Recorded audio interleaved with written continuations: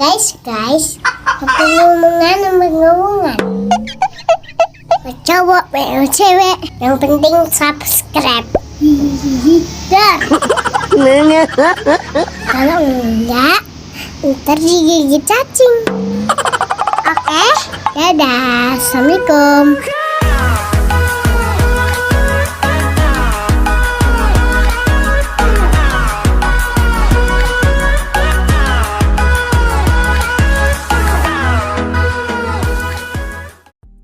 Assalamualaikum warahmatullahi wabarakatuh.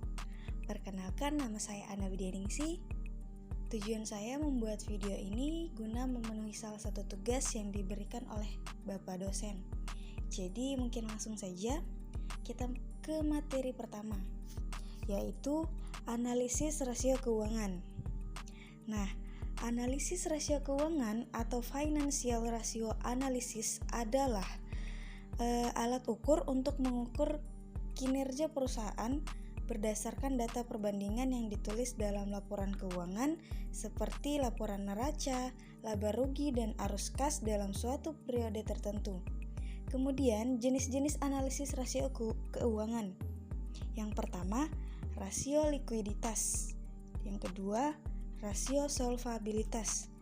Yang ketiga, rasio profitabilitas. Dan yang terakhir adalah rasio aktivitas. Kemudian materi selanjutnya adalah analisis perubahan pendapatan.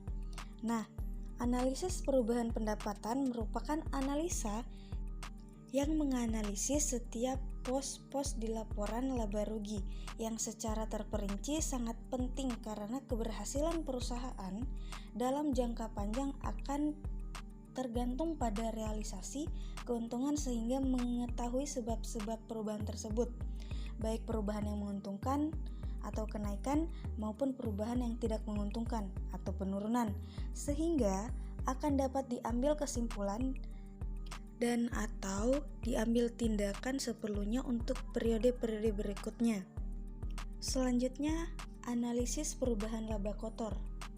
Nah, analisis perubahan laba kotor adalah analisa atau evaluasi yang dilakukan oleh manajemen untuk mencari dan mengetahui sebab-sebab terjadinya perubahan laba kotor suatu perusahaan dari periode ke periode.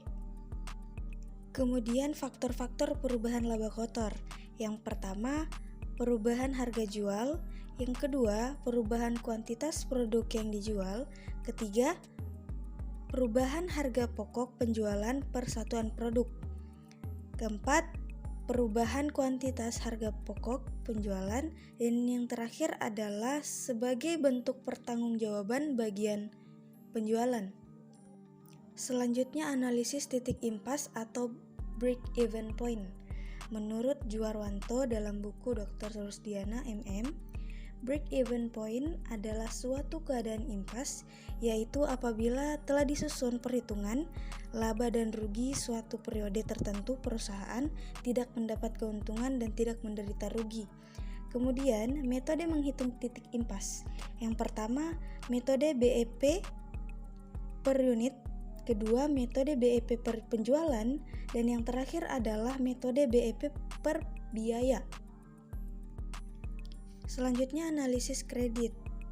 Penilaian laporan keuangan adalah proses evaluasi dan analisis yang dilakukan terhadap informasi keuangan yang terdokumentasi dalam laporan keuangan suatu entitas seperti perusahaan atau organisasi. Kemudian yang terakhir, analisis kinerja keuangan.